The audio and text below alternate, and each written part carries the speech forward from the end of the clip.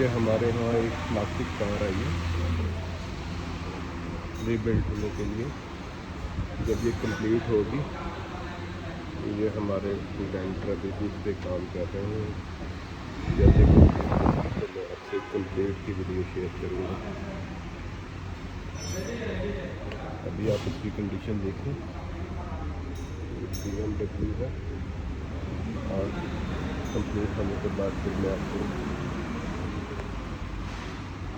इससे मज़ीद हमने सब इंजन निकाल के रखा है, सब कुछ डिसअसेंबल किया है।